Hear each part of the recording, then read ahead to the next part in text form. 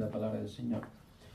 Así que arrepentíos y convertíos para que sean borrados vuestros pecados, para que vengan de la presencia del Señor tiempos de refrigerio.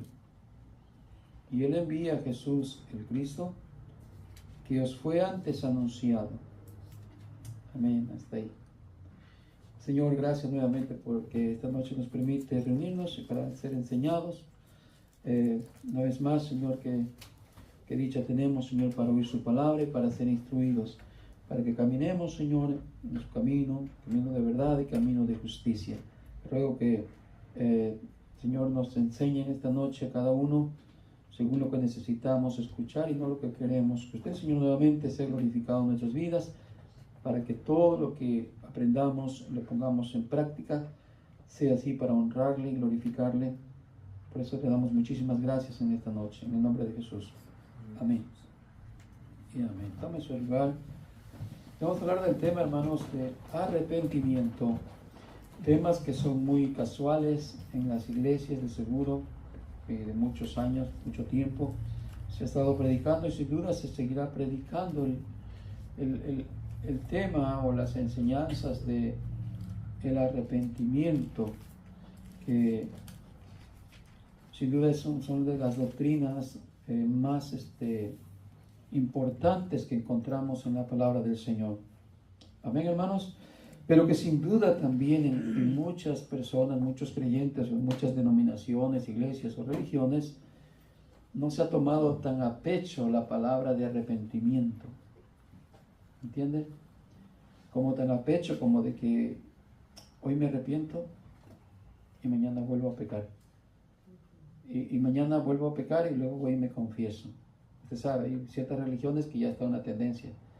Es tiempo de confesión, es tiempo de, no sé cómo se le llama ya, de hay que promulgar o no sé cómo se llama, pero que cada en cuando se están haciendo sus confesiones.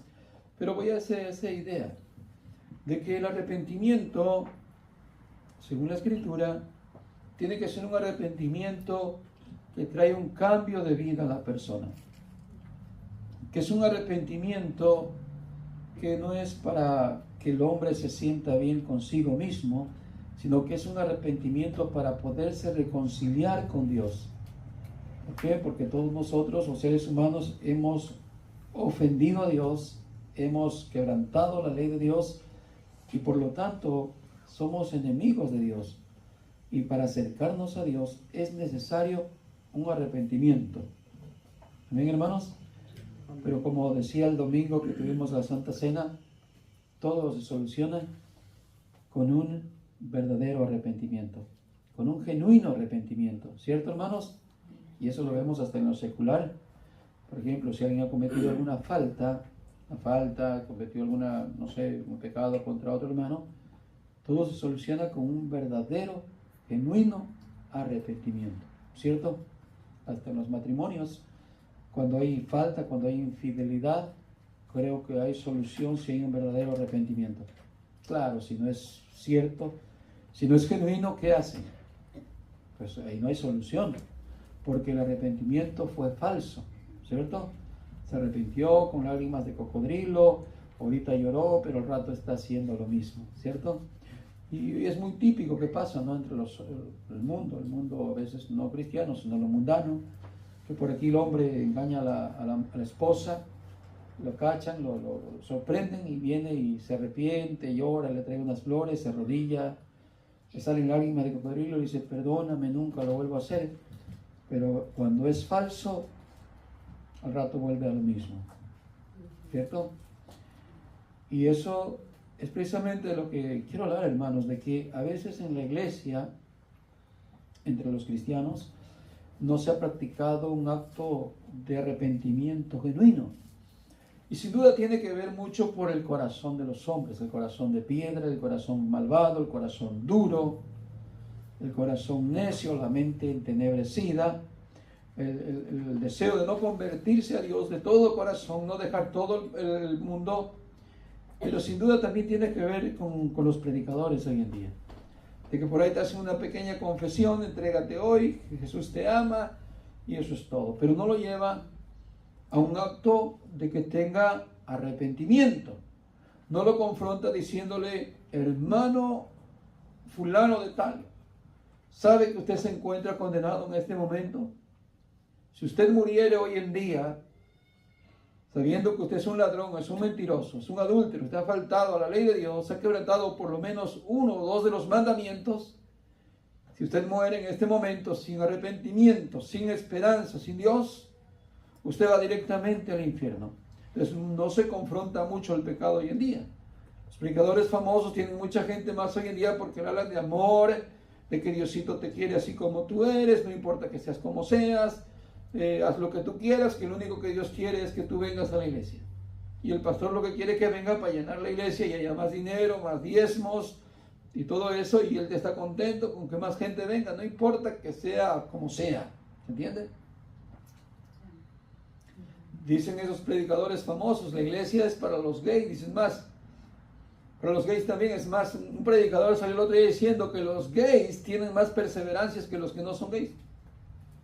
Fíjese. Dice, ellos también merecen estar en la iglesia, dijo un predicador, porque los gays, dice, tienen una persistencia de estar viniendo a la iglesia, aunque ellos saben que son pecadores, pero siempre están ahí, son bien formales para venir, y pone a un hombre que tiene una esposa y todo eso, dice, y más fallan ellos, dice, que los gays. ¿Usted puede poner eso de ejemplo así? ¿Que porque están ahí metidos así? No, claro, están metidos ahí porque no se les amonesta de su pecado. Pero vean lugares donde se amonesta el pecado, son pocas la gente que se reúnen, son ciertas personas que se quedan porque no les gusta ese tipo de enseñanza. Quieren su vida con libertinaje, quieren hacer lo que a ellos les gusta. Pero parte de culpa entonces del predicador que existe hoy en día. ¿Cierto, hermanos? Porque no quieren ofender al hermanito, al joven, para que no se vaya de la iglesia, la quiere tener ahí, aunque sea, no sé, tocando la batería, dice, pero tú puedes servir aquí al Señor, no importa que no seas tan obediente a la palabra de Dios, pero aquí tienes un lugar. Y así están muchas iglesias hoy en día. Entonces, hermanos, veamos un poco el arrepentimiento que Dios nos manda que tengamos y cómo debemos también nosotros vivir, hermanos, con ese arrepentimiento.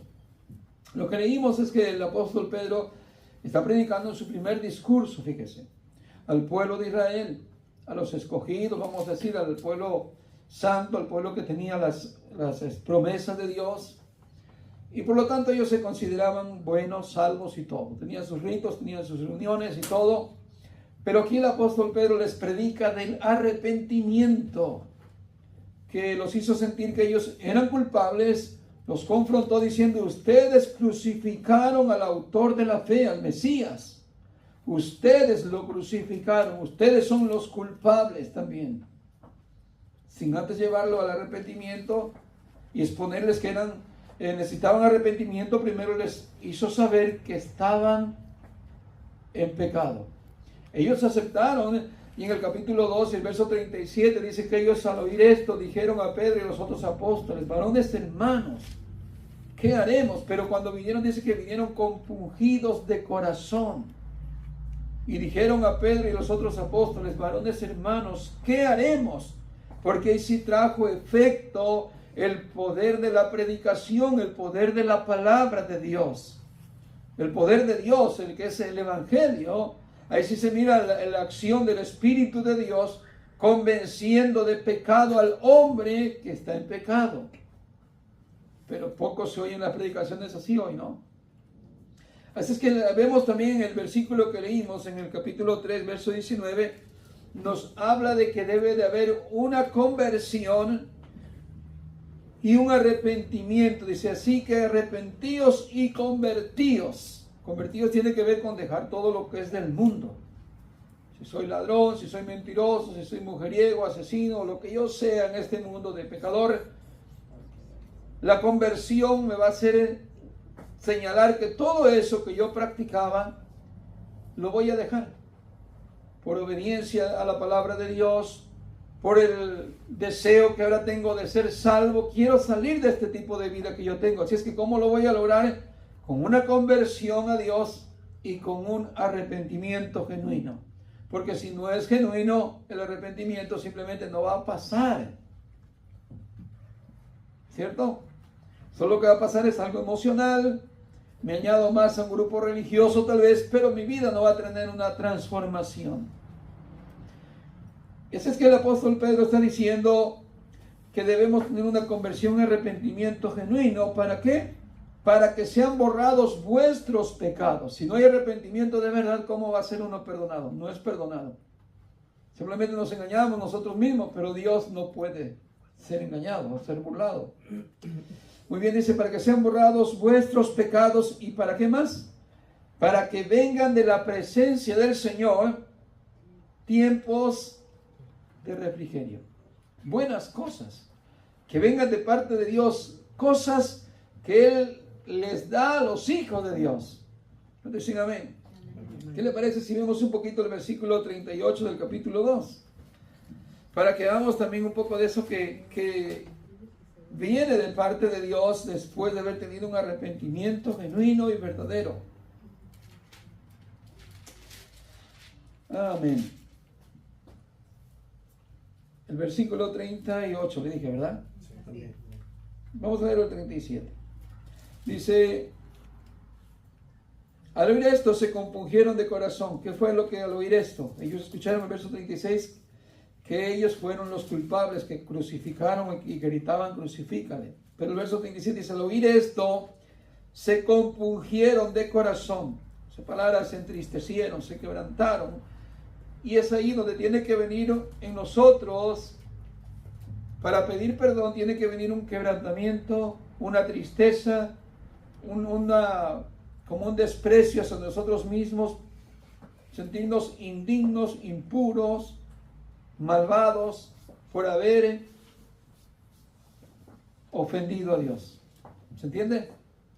Tiene que entrar en nosotros ese sentimiento en ese momento, de sentirnos los más miserables por haberle faltado al Señor. Porque si no existe eso, podemos decir de labio para afuera, perdóname, Señor. Pero no nos está doliendo, no nos está compungiendo, no nos está entristeciendo, no nos está culpando, no nos está sintiendo sentir que estamos condenados. Pero cuando sentimos todo eso, le pedimos a Dios con tanto anhelo que nos perdone. ¿Cierto? Si es que ellos se sintieron de esa manera, dice, se compungieron de corazón y dijeron a Pedro y los otros apóstoles, varones hermanos, ¿qué haremos?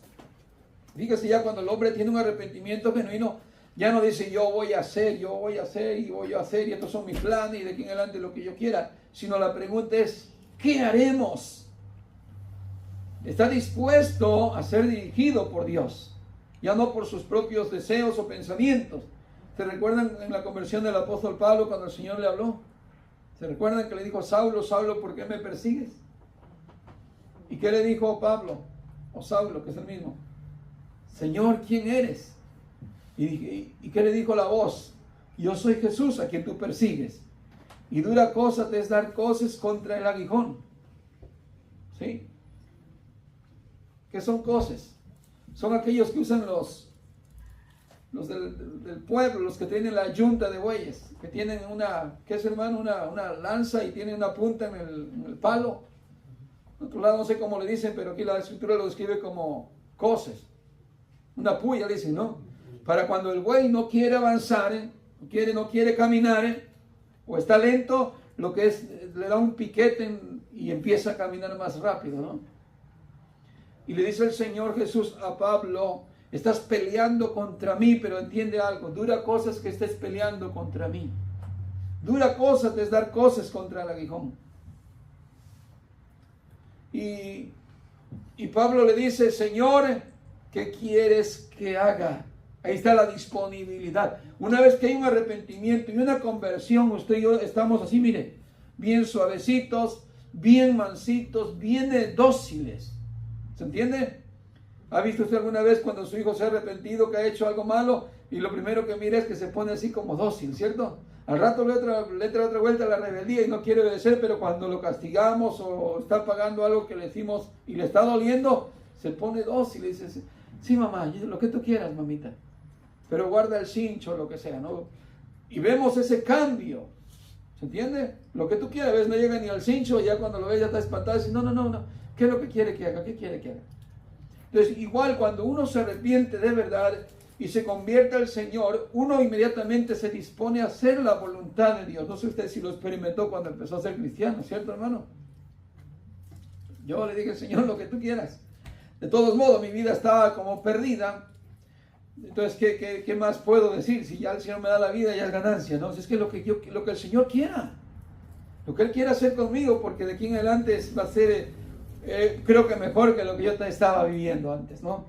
Muy bien, así es que qué lindo, vienen ellos y le dicen, varones hermanos, ¿qué haremos? Y aquí está la instrucción. Pedro les dijo, arrepentíos y bautícese cada uno de vosotros en el nombre de Jesús el Mesías, para el perdón de los pecados. Y aquí viene lo que viene de Dios, cuando dijo en la otra escritura, para que vengan de la presencia del Señor tiempos de refrigerio, tiempos de cosas buenas. Y no estoy hablando de prosperidad económica, no estoy hablando de que tu casa va a ser lo mejor y todo lo demás. No, hermanos, problemas como cristianos vamos a tener siempre. ¿Se entiende? Dios no vino a esta tierra a quitarle los problemas que tenemos en la humanidad. Todavía están estos problemas. Un día será quitado totalmente esto, pero cuando el Señor venga en su segunda venida. ¿Cierto? Ayer estudiábamos en Apocalipsis, el último capítulo, acerca del cielo nuevo y tierra nueva, que cuando Él venga va a restaurar esto y todo será nuevo. Así como nosotros recibiremos un cuerpo nuevo, cuerpo celestial, cuerpo sin pecado, jamás volveremos a pecar. También estaremos en una tierra nueva completamente, ya sin contaminación. Esta tierra está contaminada, hermanos. Esta tierra ha absorbido la sangre, mucha sangre de víctimas, sangre de inocentes. Es una tierra contaminada. Desde que el hombre pecó, la tierra se degeneró. Antes no nacía cardos y espinos, solamente los árboles frutales, las hierbas que se comían. Los animales se volvieron salvajes, se volvieron endemoniados algunos. Pero cuando el Señor restaure todo, dijo Isaías, capítulo 11, que el lobo estará juntamente con la oveja, pastando juntos, el tigre, el león, juntamente con una vaca, la osa estará jugando en medio de todo, y los niños van a andar pastoreando todos estos animales. ¿Qué está diciendo la Biblia ahí? Que el Señor va a traer nuevamente todo a la naturaleza que estaba en el comienzo, cuando Adán y Eva no habían pecado. Y esta tierra será como aquel Edén. No hará nada. Nada por qué afligirse, que usted va a ir a trabajar porque la tierra va a producir otra vuelta cardos y espinos. No. ¿Se entiende? Pero eso va a pasar todavía, no ahorita. Ahorita estamos viviendo las consecuencias del pecado. Y aunque tenemos paz con Dios, tenemos tranquilidad cada día en el Señor, pero sin duda estamos todavía en este mundo, aunque no somos del mundo. Y hay que lidiar con todo esto. ¿Se entiende, hermanos? Muy bien, así es que Pedro les dijo, mire, para perdón de los pecados y recibiréis el don del Espíritu Santo. Así es que estas cosas son celestiales. Estas cosas no las vamos a recibir del mundo, ni Dios está interesado que nos llenemos de riquezas. Pero que recibamos la gracia de Dios, el favor de Dios, la comunión con Dios, la alimentación espiritual. Por eso dice, y recibiréis el don del Espíritu Santo, la llenura del Espíritu de Dios, la comunión por medio de ese nuevo nacimiento espiritual. Ese es lo que vamos a recibir de Dios, tiempos de refrigerio, tiempos ya no de soledad, de estar apartado de Dios, sino unos tiempos buenos, tiempos de una comunión con Dios. ¿Cómo estábamos sin Dios, hermanos? Vacíos, entristecidos, condenados, con mucho desánimo. Hoy vivimos con esperanza, vivimos con salvación, vivimos con gozo, hermanos, que el Señor nos ha regalado. Entonces, cosas buenas vienen de la presencia del Señor. Y por eso el arrepentimiento de verdad es muy bueno. Porque obteniendo un perdón de pecados, no solamente que es lo más grande creo que podemos recibir, ¿no es cierto? Más que una casa, más que cualquier otra cosa, el perdón de pecados es lo más importante. Porque en el día del juicio, el Señor no va a mirar nuestras malas obras, sino va a mirar lo que Él hizo por nosotros en la cruz y cómo nosotros creímos en Él y nos arrepentimos de todo corazón. Y aquel día, pues entraremos en en la salvación eterna, entraremos a vivir en aquel lugar con el Señor para siempre. Es una grande bendición tener un arrepentimiento genuino, más aparte de lo demás que uno experimenta como cristiano, ¿cierto? Así que recibiréis el don del Espíritu Santo. Pero a veces cuesta mucho, hermano, obtener un buen arrepentimiento. Cuesta arrepentirse de verdad, ¿cierto? Si somos un poquito duritos de corazón, no es tan fácil tener un buen arrepentimiento. De por ahí hay gente que lo ha hecho, y puedo decir, cree que porque lo hizo de la manera como el otro lo dirigió, le dice, pásale aquí enfrente, vamos a orar por ti, invita a Jesús, y cree que eso fue suficiente, pero eso no es suficiente. Dios mira el corazón. El hombre mira solamente lo exterior. Yo puedo decirle, venga, y usted viene, pero otro que no venga hasta acá, pero en verdad tuvo su arrepentimiento de corazón, yo puedo juzgar que aquel, como no pasó aquí, no le pidió perdón a Dios. Pero Dios que mira todo, es como cuando miró a aquellos que fueron a orar al templo. Uno se justificaba y el otro estaba en verdad pidiéndole a Dios perdón. ¿Cierto, hermanos? Muy bien. Pero cuesta mucho, así que tenemos que entender que para un arrepentimiento tenemos que llegar a sentirnos como que no valemos nada. ¿Entiende? Que no sé, que quitarnos ese ego, ese orgullo, esa dureza de corazón para poder quebrantarnos ante Dios. ¿Cierto, hermanos? Mira, voy a una escritura que está en Mateo capítulo 18 y el verso 3 habla de eso, de sentirnos que no valemos mucho. Mateo capítulo 18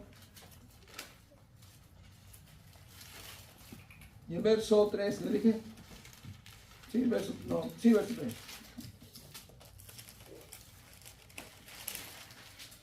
Dice así la palabra del Señor. Bueno, del verso 1 lo voy a leer para darle contexto. En aquel tiempo los discípulos vinieron a Jesús diciendo, ¿quién es mayor en el reino de los cielos? Y llamando a Jesús un niño lo puso en medio de ellos. Y dijo, de cierto os digo que si no os volvéis y os hacéis como niños, no entraréis en el reino de los cielos. Así que cualquiera que se humille como este niño, ese es el mayor en el reino de los cielos. Y cualquiera que reciba en mi nombre a un niño como este, a mí me recibe. Cualquiera que se humille como un niño. ¿Sabe, hermano? Cuando está en la etapa de niñez, muchas veces nosotros pensamos, lo que más pensamos es que un niño no piensa cosas malas, es un niño limpio, es un niño inocente, se puede decir que hasta hay mucha santidad en él. Pero no es eso. Cuando Jesús habla de esto, no se está refiriendo a que un niño sea el ejemplo para que uno vuelva a ser así y entrar al reino de Dios, de esa manera como nosotros lo vemos en nuestro tiempo. En el tiempo de Jesús se miraban los niños de otra manera. En otra ocasión, Jesús igual estaba predicando y un montón de niños los traían para que los niños fueran tocados por Jesús, que siquiera los tocara para que los bendijese. Pero los discípulos reñían diciendo que los quitaran a los niños. Y Jesús les dijo, dejad los niños venir a mí, porque de los tales es el reino de Dios. Igual les digo, si no os hacéis como un niño, no podéis ver el reino de Dios. Ahora, en aquel tiempo, según la costumbre, un niño era alguien insignificante. Digamos, una persona de 20 años, 25 años, tiene un gran valor, sabe trabajar, ya es un hombre o ya es una mujer, que no hace, ¿no? Tiene una capacidad grande para hacer y deshacer cosas, pero un niño no tiene nada de valor, es alguien insignificante. Según la costumbre de aquel tiempo, un niño no vale nada. Esa era la mente en aquel tiempo. Entonces Jesús dijo, si no vienen de una manera sintiéndose lo peor, que eso es lo que nos cuesta hacer. Nuestro ego siempre nos va a hacer sentir, Señor, yo no soy tan malo. Hay otros peor que yo. Hay quienes son borrachos y usted ya los mira y ahí andan y yo estoy acá. Yo no tomo, no fumo, y siempre nuestro ego no nos va a querer dejar humillarnos hacia Dios. ¿Se entiende? De por ahí nos creemos religiosos buenos y que mi religión sí salva y que yo estoy en la mera religión, y por ahí nos sentimos que hasta orgullosos, ¿cierto? En muchas iglesias de mucha gente religiosa, yo tengo la mía, y el otro dice, yo también tengo la mía. Y la mía es perfecta, y el otro dice, pues también la mía es la mera buena, y la mía es la más antigua, y esa otra buena, en fin. Pero lejos de esa mentalidad, lo que Dios quiere, No es que estemos defendiendo religiones ni denominaciones, ni nuestro ego. Quiere que nos humillemos a Él reconociendo que somos pecadores. ¿Se entiende? Por eso hay la palabra que dice, si no fueres como un niño. Un niño que no tiene valores, que nadie lo tendría como en estima. Hazte para allá, ¿se entiende? Entonces me tocó vivir un poco, tal vez en mi tiempo, no soy tan viejo, pero no sé, mi madre de repente estaba ocupada y lo menos que me ponía atención, sáquese por allá, váyase, mucho ayuda el que no estorba, o sea, te miran como que no sirves todavía, ¿se entiende? No sé si usted lo vio, usted que es un poquito más grande, pero allá, pues yo miré eso todavía, mi mamá cuando miraba así como que no mucho le servías, nos corría. Quítense de aquí, chamacos, no sirven para nada. Entonces esa idea es que tenemos que sentirnos humillados ante Dios. Muy bien, hermanos, ¿se entiende? No que no tenga su valor, pero tenemos que doblegar nuestro ego. ¿Se entiende, hermanos? En Lucas capítulo 3 y el verso 13 y el verso 3 en adelante dice así. Lucas capítulo 13 y el verso 3.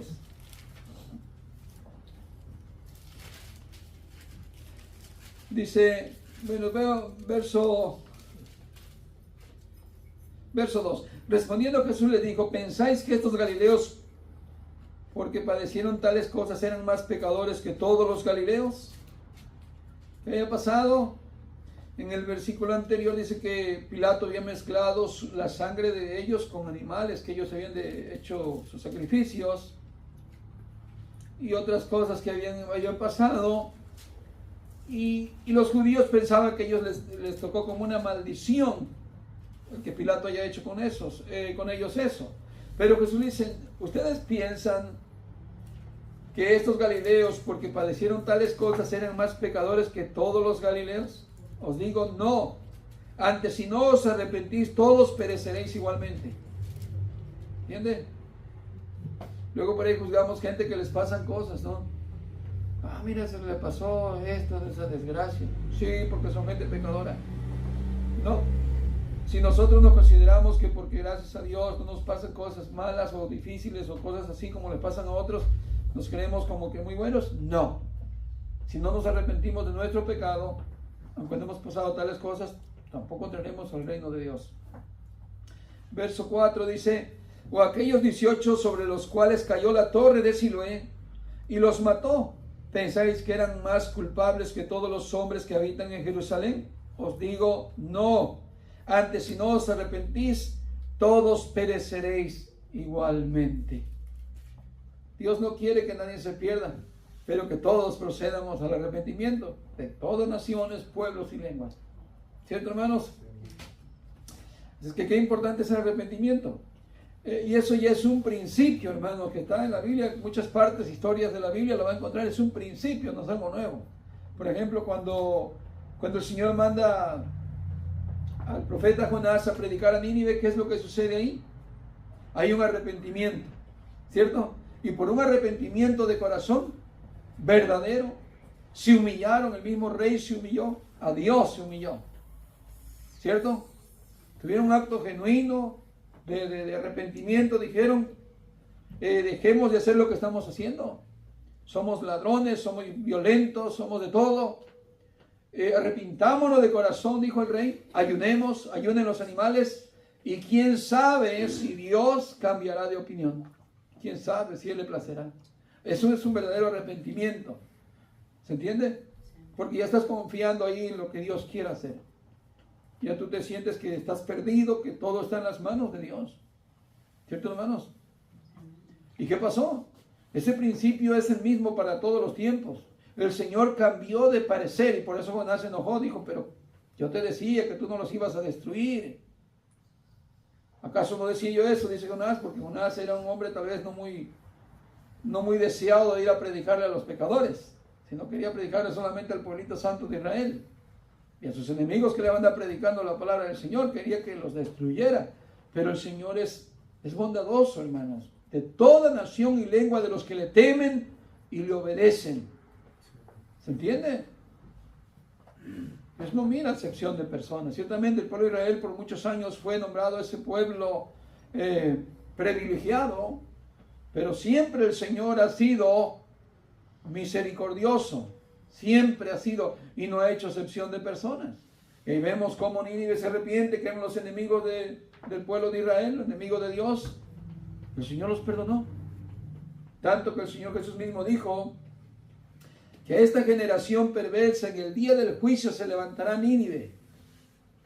¿Por qué? Porque creyeron a la predicación de Jonás. ¿Cuál fue la evidencia que creyeron? Que se arrepintieron de corazón. Y esta generación, dijo que está frente a él, que estaba frente al Señor Jesús, no creyeron a la predicación del Señor Jesús, que vino con una predicación elocuente más que la de Jonás, con una predicación y demostración de amor y de misericordia, cual nunca ha habido un predicador ni va a haber como él. ¿Se recuerdan las obras que Jesús hizo? ¿Cuántos milagros no hizo Jesús? Sanó a los enfermos, sanó a los leprosos, perdonó a la prostituta, levantó de la tumba a Lázaro, levantó de la tumba aquel hijo único de aquella mujer viuda que ya se había muerto su esposo. ¿Cuántas maravillas no hizo Jesús, un Dios de amor, y mostró su amor y misericordia? ¿Y acaso la gente de aquel tiempo creyó por esas obras? Por eso Jesús dijo, en aquel día del juicio se va a levantar Nínive y la condenarán a esta generación perversa, porque ellos creyeron a la predicación de Jonás. Y aquí uno mayor que Jonás. Jonás, ¿cómo lo puede comparar con alguno de nosotros hoy en día? Cuando le predicamos a algún pecador, por ahí le decimos, con ira le decimos, te vas a ir al infierno, pecador malvado, hijo del diablo, le decimos, ¿no? Así somos muchos como Jonás. Sin amor, sin misericordia. ¿Se entiende? Y en cambio Jesús está en la cruz crucificado, abofeteado, golpeado por muchos allí en ese día. ¿Y qué está diciendo Jesús lleno de odio y de rencor? ¿Al infierno se van a ir malvados hijos del diablo? No. En su última palabra dijo, Padre mío, perdónalos porque no saben lo que hacen. ¿Se entiende? Ese Dios de amor y de misericordia que conocemos. Eso es lo que quiere que hagamos también nosotros. Pero ese principio de arrepentimiento ya es antiguo. De hecho, si el primer hombre, Adán, se hubiera arrepentido de verdad en aquel tiempo, hubiera pedido perdón a Dios, tal vez no estaría el mundo como hoy está, ¿cierto? Pero faltó un arrepentimiento genuino para poder arreglar todas las cosas. Vemos en la Escritura otro ejemplo de un falso arrepentimiento, de cuando este hombre Felipe estaba predicando. Después de que se hizo la persecución en Jerusalén, él sale a predicar a Samaria, y que cuando él estaba predicando se hacían muchos milagros y maravillas, sanidades y todo. Y dice que había un hombre ahí que practicaba la magia, Simón el mago, y que cuando miró también Simón el mago las hazañas que hacía Felipe, Simón mismo creyó, dice la Escritura, y se bautizó. Y estaba junto a Felipe todos los días, dice, para ver todas esas señales. Estaba bien emocionado de ver el poder que tenía Felipe. Pero fíjese, esto fue un falso arrepentimiento y un bautismo sin salvación. Cuando en Jerusalén dice que escucharon que Samaria había recibido la palabra del Señor, pero que todavía no habían sido llenos del Espíritu Santo, enviaron allá a Pedro y a Juan para que oraran por ellos. Y dice, cuando vinieron, Pedro y Juan oraban por ellos, y ponían las manos y recibían el Espíritu Santo. Y viendo esto, el Simón el mago les ofreció dinero, pidiéndoles que les diera ese don que ellos tenían para él poder ejercerlo. Mira el corazón de Simón, de alguien que no se arrepintió de verdad. ¿Qué le contestó el apóstol Pedro? Perezcas juntamente tu dinero contigo, porque el don de Dios no se compra con dinero. Miren lo que es un corazón no arrepentido. Él pensaba seguir practicando otro tipo de magia, tal vez más fuerte que la que él hacía. Quería poder, pero también ambicionaba, quería de seguro hacer más dinero. Y le dijo, arrepiéntete y ruega a Dios que no te venga un mal sobre ti, juicio sobre ti. Porque veo que en hiel de amargura y de corazón te encuentras. Miren lo que es un corazón no arrepentido. Está lidiando con toda la amargura, con los resentimientos porque fue víctima de algo, alguien le hizo un mal, alguien le hizo un daño, y va a estar acarreando todo eso el resto de su vida. Pero cuando hay un arrepentimiento genuino, viene un perdón de Dios a nuestras vidas, experimentamos un nuevo nacimiento y el pasado quedó pasado. Y este Simón el Mago se encontraba en amargura. Sí estaba ahí pegado, pero no porque se había arrepentido. Sí había creído. Sí creyó en el Evangelio. Cuando dice Simón mismo creyó y fue bautizado. Sí creyó, pero ¿qué dice la Biblia? Santiago 2:19, ¿verdad? Dice ahí, ¿tú crees que Dios es uno? También los demonios creen y tiemblan. Así que Simón el Mago creyó como creen los demonios. También los demonios creen, pero los demonios no se arrepienten de verdad. No se arrepienten del mal que hacen. Entonces es muy interesante, hermanos, que la Biblia nos demanda tener un buen arrepentimiento, no un falso arrepentimiento. En Romanos capítulo 2 y el verso 5 dice así: mas por causa de tu terquedad y de tu corazón no arrepentido, estás acumulando ira para ti en el día de la ira y de la revelación del justo juicio de Dios. Miren, por causa de un corazón duro, un corazón terco, un corazón no arrepentido, y eso sin duda hay miles de miles hoy en día, gente que solamente tiene una práctica religiosa, pero un corazón arrepentido, oh, ya dejaste de hacer lo que andabas haciendo. No, ¿para qué? Tienen doble vida. Recién acabo de compartir, bueno, no de compartir, sino de... Estaba yo platicando con alguien, un joven, y me comentaba que fue invitado a una iglesia. Y resulta que el que lo invita a la iglesia es cristiano. Y bueno, pues como cristiano invitar a otro creo que pues es un buen principio, ¿no? Querer invitar a otra alma que vaya a la iglesia, ¿no? Pero resulta que el que lo invita anda de mujeriego. Y él se siente, en vez de sentirse bien con ir a la iglesia, me dice, me siento que ya no puedo más. O sea, él está en el mundo, él quiere salir del pecado, él quiere salir de la maldad, ya no soporta estar en el mundo, en vicios y todo lo que esté pasando, lo que me haya pasado. Él quiere salir de ese mundo y hay alguien que lo está invitando a Dios, lo está invitando a la iglesia. Pero resulta que el que lo está invitando, ¿cómo anda? Y eso es lo que pasa cuando hay una persona religiosa, pero hay un corazón duro, un corazón no arrepentido. Somos gente que no tiene un cambio de vida y por lo tanto no tenemos un buen testimonio como creyente. Y es ahí donde la Biblia dice, hermano, Jesús dijo, ay de aquel que fuese tropiezo o que sea tropiezo para uno de estos mis pequeñitos, los cuales creen en mí. Pequeñito significa alguien que está empezando en el Evangelio. Alguien que ha empezado a creer en Jesús, alguien que se acaba de convertir, alguien que se acaba de bautizar, pero me mira a mí, que yo soy como de ejemplo de él, tengo 20 años en el Evangelio, 30, y me mira como ejemplo, pero si yo cometo faltas, y él me mira, yo estoy siendo un mal testimonio y estoy siendo una piedra de tropiezo. Por eso Jesús lo dice, ahí de aquel, más vale que se ate una piedra de molino al cuello y se arroje al fondo del mar o del río. Ahí de aquel. O sea, no tenemos que juzgar a nadie, decimos, ¿verdad, hermanos? Pero yo no dije nombre tampoco para que diga está condenando a aquel, no condeno a nadie, sino que estoy hablando de que cuando hay un corazón no arrepentido, vivimos una vida falsa. Nos engañamos a nosotros mismos, tenemos doble vida. Hoy venimos a la iglesia, pero mañana ya andamos, ¿entiende?, practicando lo que a nosotros nos guste.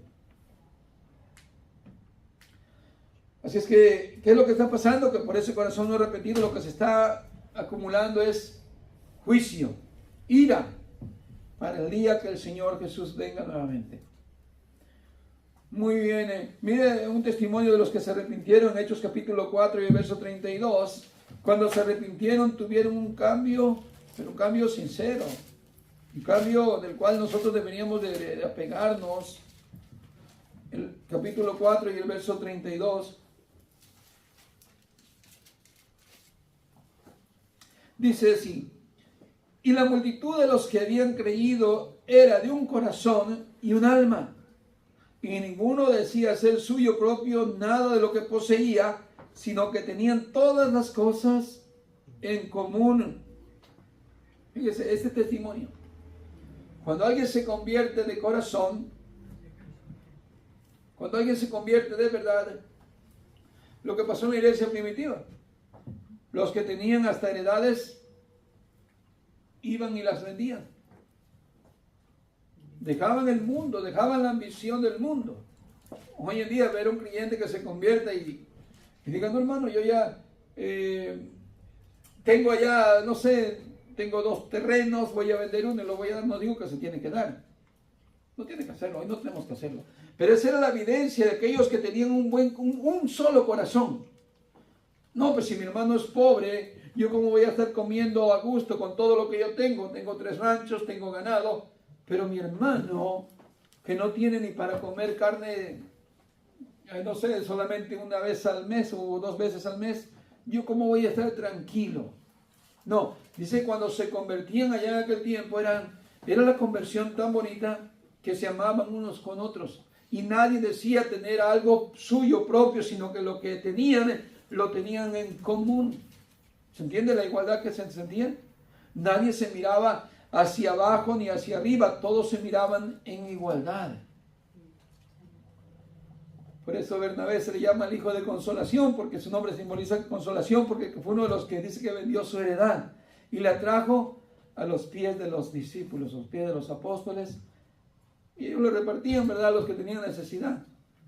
Y Bernabé, su símbolo es hijo de consolación. ¡Ay, viene el hermanito de consolación! ¡Qué lindo!, ¿no? Que viene el hermano de consolación, me consoló, me dio ahí una ofrenda de $100. Hijo de consolación, ¿me entiendes? Es algo, un buen símbolo, un buen testimonio. Pero no luego al rato viene ¿quién? Ananías. El Ananías no es de mucha consolación porque trajo una parte de la herencia y la otra parte la agarró él. Y vemos algo que no debió haber pasado, pero vea el juicio que pasó.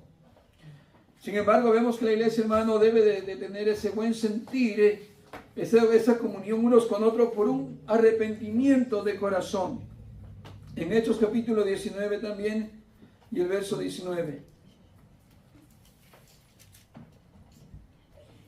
Dice, asimismo muchos,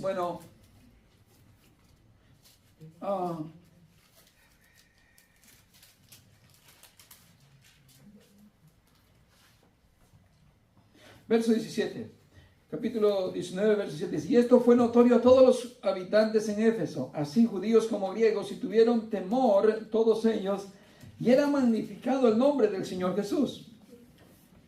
Verso 18. Y muchos de los que habían creído venían confesando y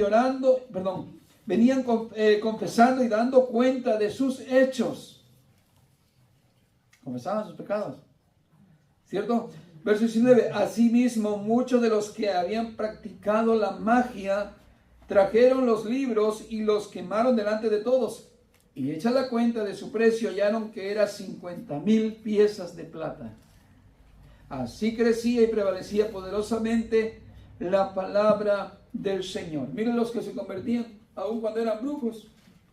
Daban testimonio que dejaban todo, esa vida de práctica. Y la evidencia era que quemaban los libros. De por ahí hoy en día los que nos convertimos poco a poco. Nos convertimos y nos vamos metiendo de a poquito y meto una mano y meto al rato otra mano y meto al rato otro pedacito. Por ahí vamos dejando cosas así de a poquito. ¿Me entiendes? Lo que trato de decir. A veces pasa eso y hoy en día hay gente que se convierte, hermano, así, pero bien fácil. Como el apóstol Pablo, de 3 días de ayuno que está sin comer, él se convirtió de todo corazón. ¿Se convirtió? 3 días solamente fue necesario para el apóstol Pablo. Pero hay quienes nos llevamos un proceso de 40 años como el pueblo de Israel, ¿no? Yo tengo 40 años de creyente y todavía no me meto completamente. Porque voy de a poquito. Señor, esta vez sí, voy a dejarlo. Y ahí voy. Pero aquí vemos que ellos cuando se convirtieron no andaban pensando, ¿será que vamos a dejar de hacer la brujería por un poquito?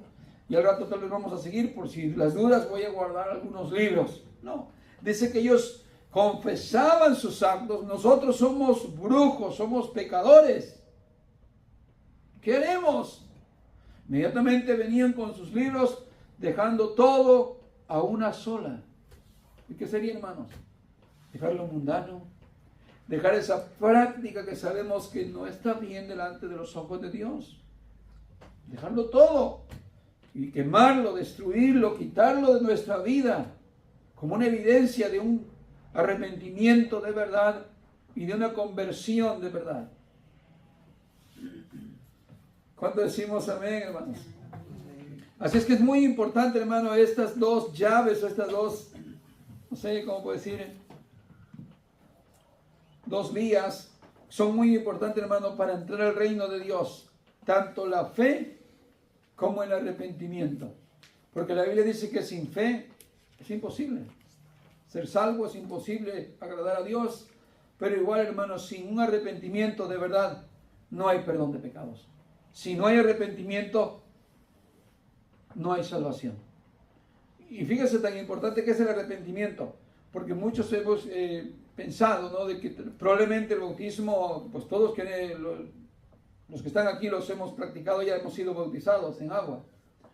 Pero de por ahí pensamos que si alguien por alguna razón no se bautiza, ha asistido a la iglesia algunas veces, pero de repente le va a sorprender la muerte, y en ese estado donde se encuentra, un hospital, un accidente, pero si en ese momento pide perdón a Dios, se arrepiente de todo corazón, ¿verdad que pensamos que puede recibir la salvación? Sí lo pensamos, hermano. Y sin duda probablemente sí es cierto. Probablemente es verdad, que puede faltar un bautismo en agua, pero no un arrepentimiento. Porque el arrepentimiento es tan importante que por medio del arrepentimiento y la fe es como se obtiene una salvación tan grande. Pues qué lindo, hermanos, que podamos entender que no podemos engañarnos teniendo un arrepentimiento falso, sino un arrepentimiento genuino, como lo hicimos el domingo. Nos arrepentimos de nuestros pecados que hemos cometido o hemos practicado diferentemente. Cada quien hizo su confesión y yo dije: Señor, perdóname por este pecado que estoy siendo agredido, acechado. Y Señor, siento que no debo de hacerlo o estar, no sé, dando lugar.